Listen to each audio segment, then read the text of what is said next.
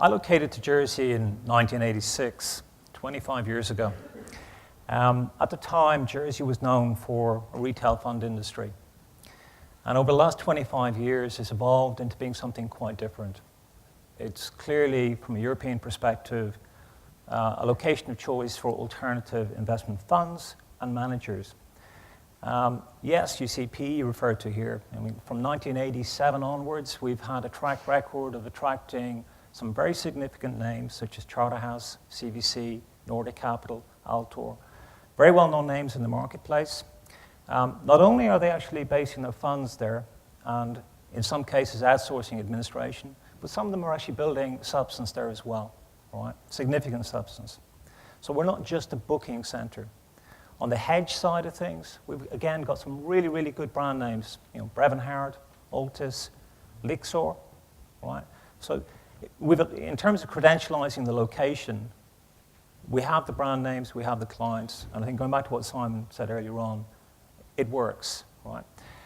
Now, in the next 15 minutes, and I've been told to keep it to 15 minutes, which is a real challenge for me, as some of you will know, I'm going to try and canter through the AIFMD very quickly, set the scene, and then actually tell you a bit about what Jersey's doing in response to the AIFMD.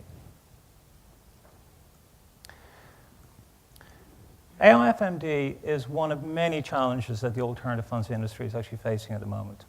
But the difference with AIFMD, as against some of the other challenges, is that it affects product placement. Not only does the AIFMD regulate managers in Europe, but actually it affects the ability of non-European managers to place product into institutional investors in Europe. So it's quite different in terms of its impact. What were the goals and the outcomes? Well, the first draft of the directive was issued in April 2009, very much in response to the financial crisis, and very much in response to some disasters such as Madoff, Lux Alpha, and also in response to some observations of the private equity industry, particularly by Rasmussen, when he looked at some of the deals being done in Denmark and the amount of leverage that was being placed into those transactions. But the main objective is to provide more safeguards to institutional investors. Also provides a passport, right, to European managers looking to access any of the 27 member states. A few years earlier, in 2006, the Europeans actually looked at hedge and private equity to see how could they actually facilitate the growth of the industry. And one of the things that was identified at the time was how can we start to break down some of the barriers to entry across border. So from a European perspective, this offers a passport across 27 member states.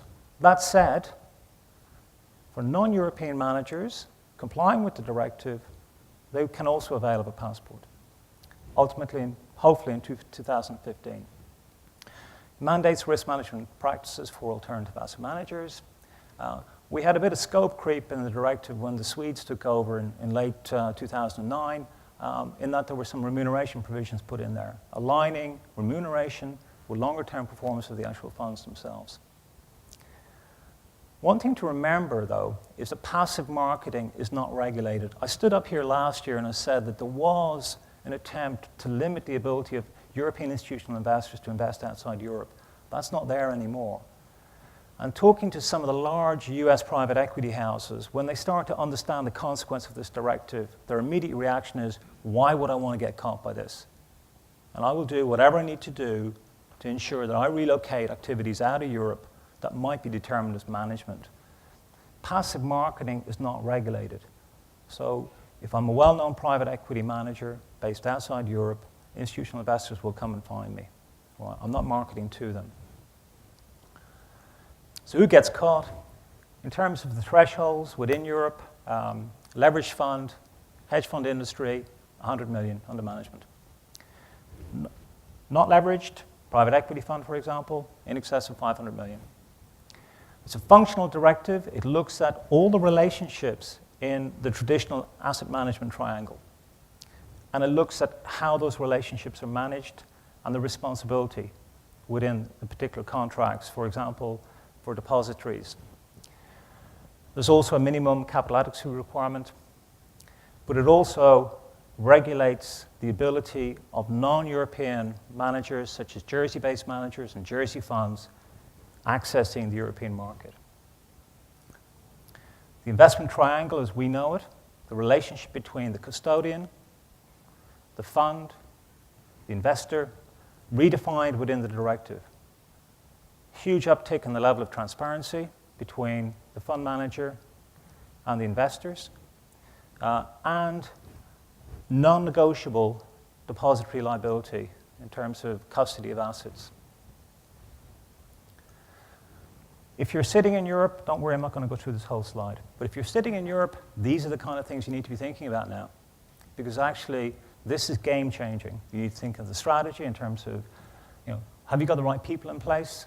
How are you communicating with your investor community? Have you got the right technology in place to be able to comply with the directive requirements? Have you looked at the contracts in place with your custodians? There's a raft of things you need to think about. And given that this directive starts to kick in 2013, there isn't much time left to do it. Timeline, as I said already, draft directive issued in 2009, subject to a huge amount of debate, but eventually found the landing spot in November of last year. What we now have is the level 2 implementation measures being looked at. The hope was that they would actually be released by June. I think it's pretty unlikely. It's probably going to be towards the end of this year. But really, those implementation measures will start to clarify some of the areas of uncertainty within the directive as it currently stands. One area that's not been looked at yet, incidentally, is third country provisions. But what's the impact of all this? Sitting in Jersey, why does it matter? What I've attempted to do here is just to highlight how one accesses EU institutional investors. The top 2 red or 3 red boxes, as I said already, transposition of the law into each 27 member state was supposed to have happened actually in the first quarter of this year. It hasn't yet happened. That's likely to happen by June time. But the level 2 implementation measures will hopefully be available by the end of this year. And then, perhaps, by the beginning of 2013, AIFMD kicks in. But what does it mean in terms of access for a Jersey-based manager or a Jersey-based fund into Europe? Up to the beginning of 2013, no change. Private placement regime remains in place with no consequence. Post-2013, though, there are some consequences. There are certain conditions that we as a jurisdiction need to meet. We're confident we will meet them, but also there's some transparency provisions, particularly in the private equity world, in terms of what is a Jersey-based private equity fund doing in relation to a portfolio company. There's a communication required now with employee interest groups. There's communication required in relation to the payment of carry. There's a lot more transparency required in the private equity world.